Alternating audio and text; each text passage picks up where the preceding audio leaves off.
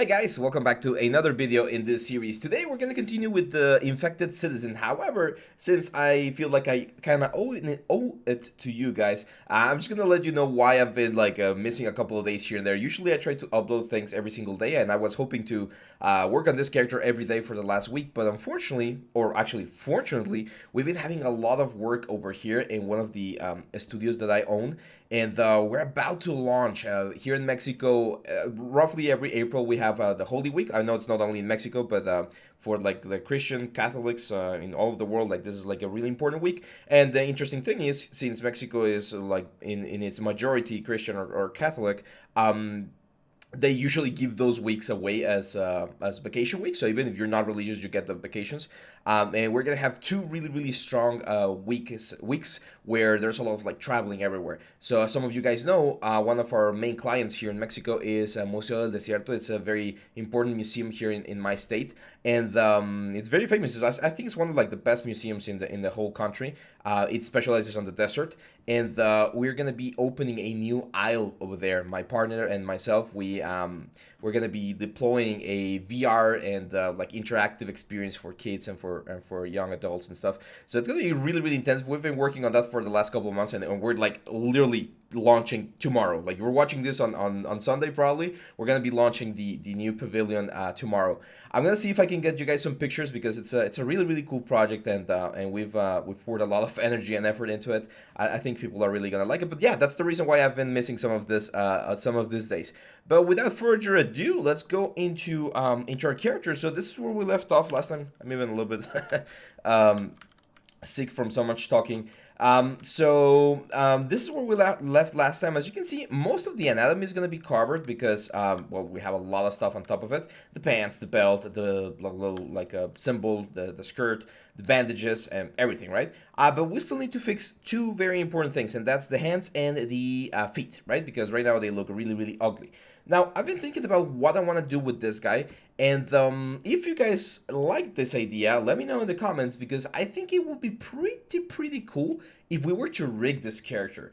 I know we do have our like rigging course down here where we go over all of the principles, so I wouldn't be able to go like super in depth about the whole thing. But maybe we can throw in like a quick rig or like an auto rig or something and see how he moves and bends. So that means that I do need to take care of the hands. Okay, so I'm gonna show you a technique that I really like for hands. But in order for me to do that, I want to teach you real quick the basics of hands. So people have a really hard time modeling, sculpting, and drawing hands because they're really complex, right? I would say in like the human body, the two more complicated areas are definitely the hands and the face. Feet are also really complex, but we don't see many feet out there. Like usually characters are wearing boots or shoes or some sort of like thing covering their feet. So it's not very common to see like feet. However, hands and faces, it's very common. So that's important. It's very important for us artists to really know how to do it. So if you were to simplify the hand into shapes, the best way to simplify this is into a box.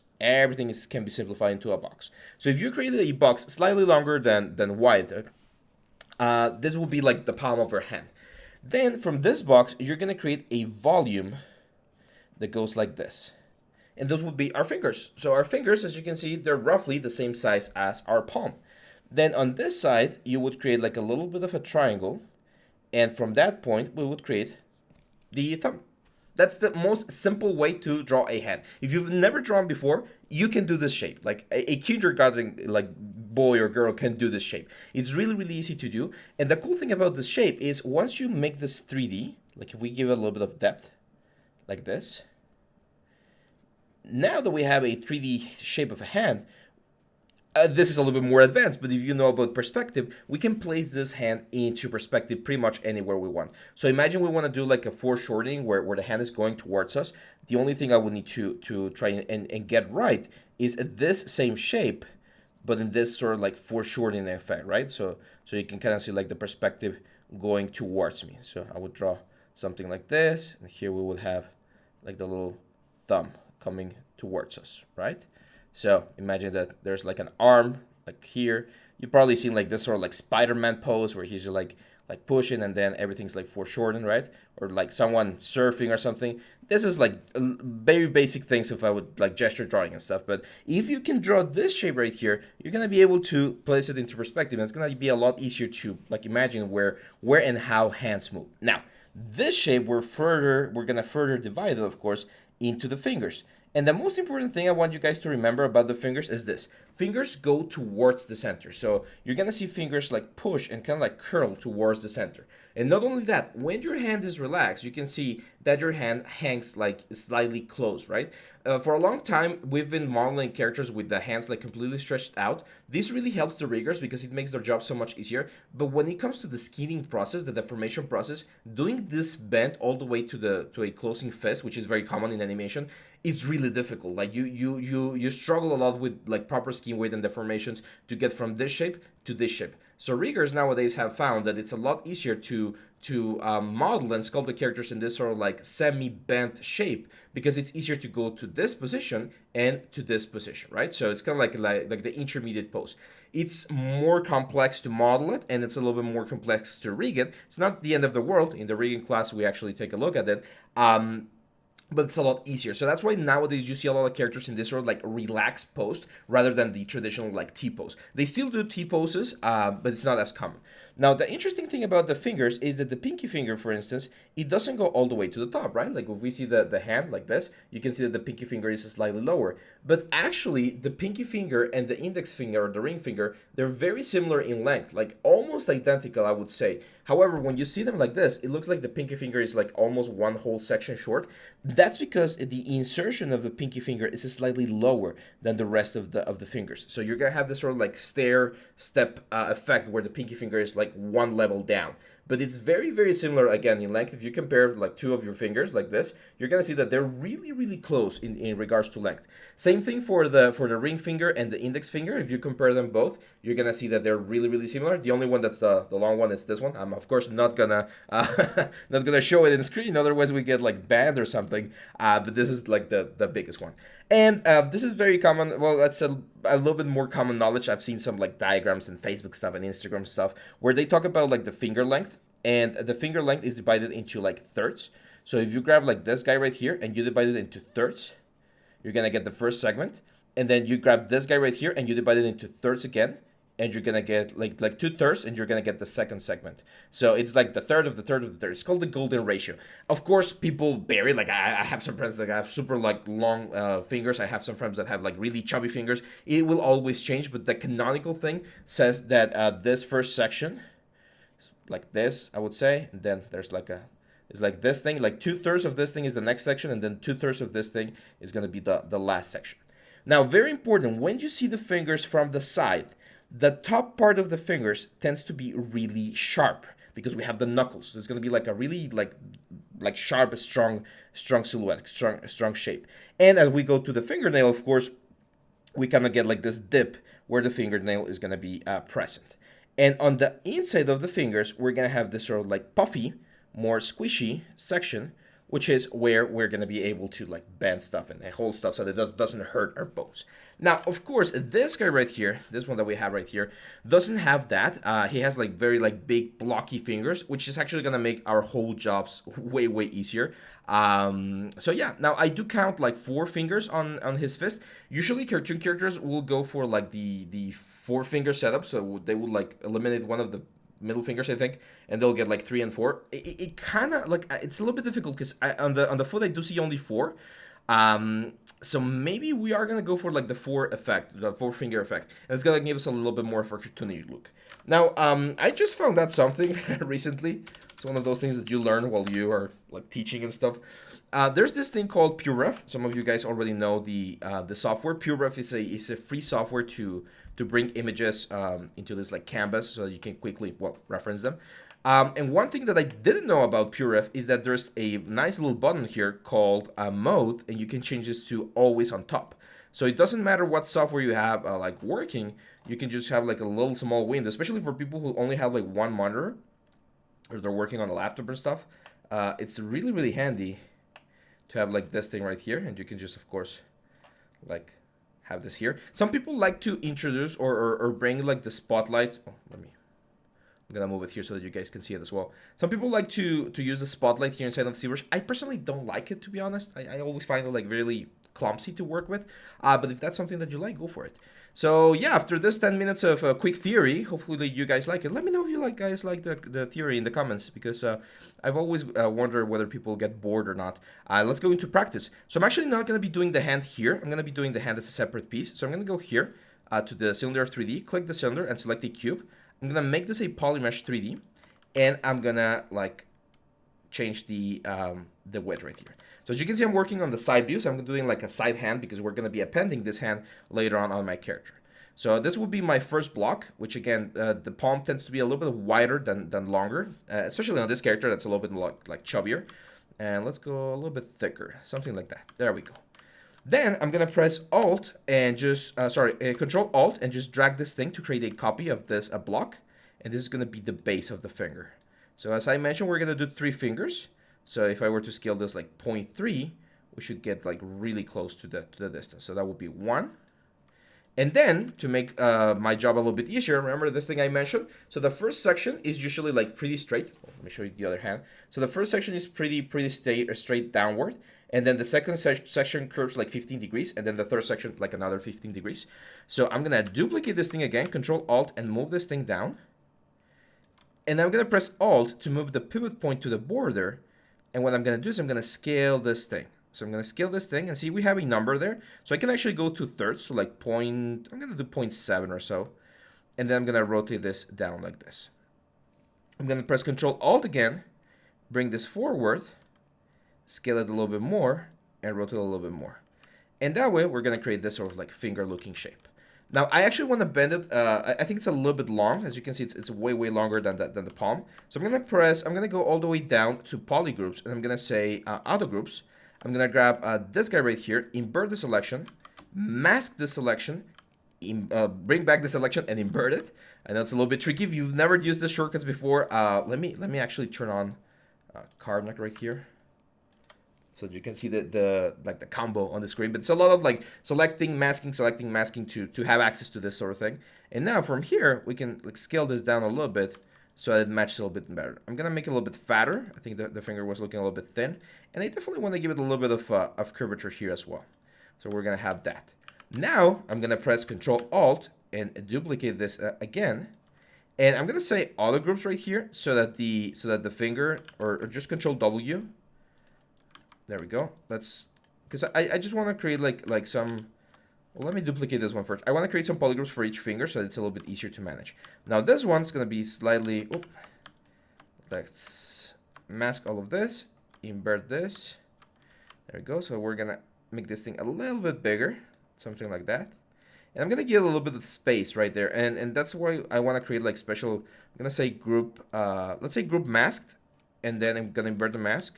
And say group mask again. So now, as you can see, we have 3 polygroups. I'm gonna select this guy right here, say auto groups, grab this guy, say group masked again. Oh, actually, let me say Control W is the, let me invert the mask, and Control W, there we go. So now we should have like one, oh no, it's doing some weird stuff. Okay, let's go here. Let's start with this one. So let's mask this, let's do the last finger, which is going to be a little bit shorter, of course. Now this is supposed to be the pinky finger, so I'm going to bring this thing in a little bit more because it's not going to be at the same distance. There we go. And now for the thumb, we're going to duplicate this guy, rotate a little bit because the thumb is like in a different axis. It's not on the same axis as everything else. And then we're going to bring it like up here. And the thumb only has 2 sections, right? Like this one and this one. It's only 2 phalanges. Compared to the 3 that we have on the fingers. The reason why the thumb looks like it has a third one is because the metacarpal, which is this bone right here, which goes from the carpal bones to the first phalange, the metacarpal is very flexible, so that's why we can do this opposite effect, right? So this guy right here is going to be like this cube that I have right here. I'm going to use it as a sort of reference point. So even though I know we don't have 3 phalanges, I'm going to count the third phalange as the element. I'm gonna make this a little bit bigger. Now let's get it into position. There we go. So this is a really, I would say like a really easy and intuitive way to do this sort of thing. Now, I'm going to insert here, I'm going to use a little bit of a trick. I normally don't do this. I work a little bit faster when I'm doing my blockings for my characters. But since hands are really important, I really wanted to be really like specific on the process that you guys can get the best out of it. So I'm going to use insert sphere, the IMM primitives, the insert brush primitives, to insert the knuckles. Okay, so I'm going to insert a sphere like right there. Actually, that one became like a little bit round. So let's insert the sphere. Right there, there we go. And I'm just gonna push it and get it in there in between the elements. If you want to reset the pivot point to make it a little bit easier to work with, just press Alt to open the little lock and then press this little thing, which resets the orientation. So now again, Control Alt, and I'm gonna move the thing here. Control Alt, and this is gonna go here. Control Alt. It's not gonna like match perfectly, but it should help us a little bit with the silhouette of the hand, because hands really need to have like a strong silhouette to work properly. By the way, if you're watching this straight like at the usual time that we upload, I'm sorry, I'm recording this like super late, like 30 minutes before this airs, so you might not have the high definition just yet. Just give it a couple of like hours. Usually takes like an hour for YouTube to process the proper quality. There we go. Now we're gonna go to the thumb. Thumb.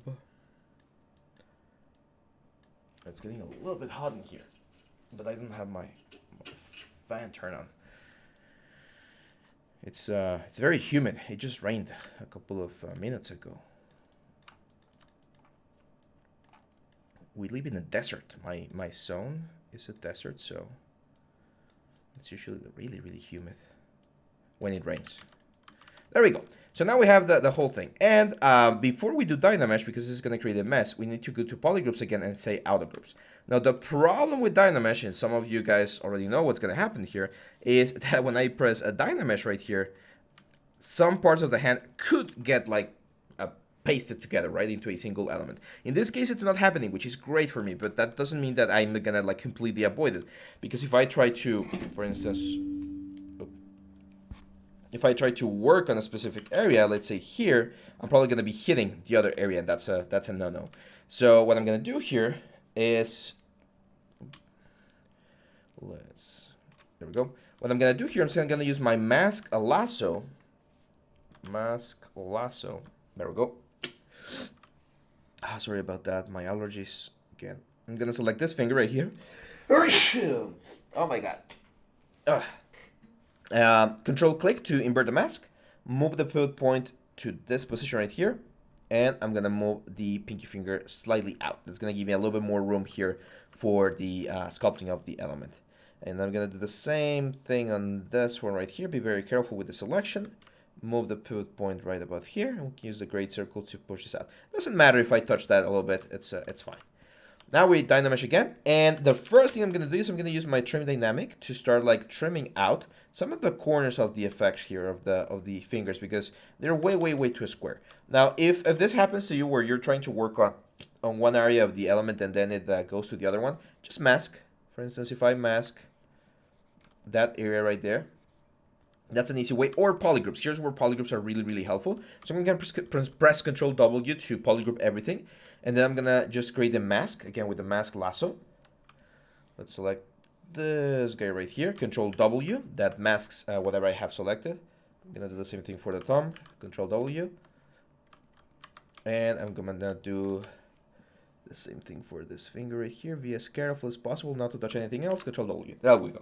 So now, if we just like click Control Shift on one of these elements, as you can see, it's going to be a lot easier. So I'm going to trim these guys right here. I'm going to trim these guys down here, right here, to create like the knuckle shape, like this. Trim the border. All of those little holes we're going to be like figuring out. Now here's where the nail bed would be, right? On this area right here, we'll have the nail bed. So I'm going to trim it a little bit as well. And then, yes, I'm going to trim the lower part as well, but I'm also going to be using a little bit of volume because remember what we talked about? The inner part of the fingers tends to be a little bit more, what's the word? Spongy, right? Like more soft. So I'm going to use my clay buildup here to build up, as you can see, a little bit of volume. Same for the finger here. I'm going to give a little bit more of a round, like chubby finger. Let's start working on the bed again to make it look as nice as possible. Here, the Damien Standard is going to be key because we're going to be using Damien Standard to create the little groups that we would expect to see when you bend the finger. And that's it. This is like a very nice blocking for the finger. Those little holes, as I mentioned, we can just fill them in with a little bit of a clay buildup, trim them down, fill them in, trim them down. That's it. Now for the nail, if you want to add the nail on this polygon, you can do so. It's very easy. Just grab your mask pen. We're going to mask where we would expect the nail to be. Invert the mask. And then with the move brush, for instance, we can do a little bit of an extrusion and create a little like nail. Because all of this will eventually be baked down. Like I don't need to do like a super realistic like nail. Now nails usually go inside the finger, right? So what I'm gonna do is I'm gonna trim them down here on the insertion of the finger, and then when Damien Standard, create like the little group from where the nail is coming out, and this should be more than enough. And when you see this again baked down into a texture map, into a normal map, this is more than enough. Look at that. So there we go. That's our first finger. Now, this is probably going to take a little bit longer, and I don't want to drag this video like super long. I'm going to do the exact same thing. I'm probably going to have to do this off camera, again, to save a little bit of time, guys, because I know our viewer retention is not as good. So if you made it this far, then amazing. That's great. But we know people usually just like, they just browse through the video like 2 or 3 minutes and then just give up, which is interesting. We had a really good response on the first video of this series, like almost, I think we were like approaching the 3,000 views, which is amazing. But then on the second video, it was just like 800 or something. So, and it's very common. I love it because a lot of people are like, yes, I'm going to start my 3D journey. I'm going to learn how to create like a stylized character. And they start seeing the tutorials and they're like, okay, this is way more difficult than I thought. And then they give up. But that's fine because you are seeing this series and you made it all the way to minute 22. And you are going to be a great artist because you have what it takes. You are dedicated and you're pushing yourself to learn and improve. Now, make sure to do the job because you can't just learn by watching things. You need to actually do the exercise to make sure that this thing works as nice as possible. Now, I'm going to go into my character and we're going to insert the hands. So I'm going to go into Subtool, Append, and we're going to append that hand right there, which is, of course, humongous. We're going to make it so it matches the size of the hand that I would like to have. We can rotate it. It's fine. Again, this is something that some riggers might not like as much, but if you're in a good team, they should be able to do it. It is a little bit trickier, but again, it's not the end of the world. So yeah, there we go. That's where the hand would be. So let's jump onto the anatomy and let's prepare the space for the hand. So I'm gonna delete the hands. There's a couple of ways to do it. The one I like the most is using your select lasso, and here we just select the hands and say delete hidden, Dynamesh. That's it. We'll just do a little bit of trimming here to make sure we don't have any like sharp edges or anything. I'm gonna go all the way to my hand. My microphones. So I'm gonna select this guy and say, I'm gonna press Shift and click, and it's gonna move it all the way to the top. There we go. Now we can select just these two tools. Select the hands. Well, first let's mirror this. So I'm gonna say C plugin, Subtool Master, mirror, hit OK. There we go. They look good. I like when the hands go in a little bit, but I think that's a little bit too much. So I'm gonna push them out a little bit more. There we go. The insertion looks good. And now it's just a matter of, I think they might be a little bit too big. I don't know, they kind of follow the stylized approach, but I think they're a little bit too big. So I'm gonna make them just slightly smaller. We can make them a little bit fatter. And now this, guys, I'm just going to go into merge and say merge down and hit OK. And that's it. Now we are going to lose the color. That's fine. We can bring it back any time. And now, of course, we will need to like continue working. So for instance, we're going to start like rebuilding the palm section of the character. And it's all about blocking. Someone in the comments mentioned that you guys liked how I don't worry about like details or anything. That's what I always recommend. Don't focus on details if you don't have a good base. So always start with like an amazing base mesh. Doesn't matter how you get there. It could be like from Maya, from Blender, from anywhere. But make sure it looks really cool, so that when we start doing all of the things that we need to do to add the details, they live on top of the base mesh in a very nice way. The analogy that I always use is the one from like a cake. You can have the most like beautiful fondant decoration with like figures and sparkles and everything, but if the bread sucks, then it's a horrible cake, right? It still needs to be tasty. So it's the same thing. I can have like the most amazing details on the character, but if the base mesh sucks, then those wrinkles, those scraps, those like every single thing I do, it's not gonna look as nice. And there we go. We have the beginnings of a hand ready to go. Now, this definitely took a little bit longer than I expected, but hopefully with all of this information, you guys find it useful, of course. And yeah, let's continue working. I know there's like the thumbnail today is probably not going to be as impressive, but this is part of the drill. So think of this like a little masterclass where you're going to see the whole process for this like little stylized character. So yeah, let me know in the comments what you think, guys. Thank you very much for watching. Make sure to like, share, subscribe, and I'll see you back on the next one. Bye-bye.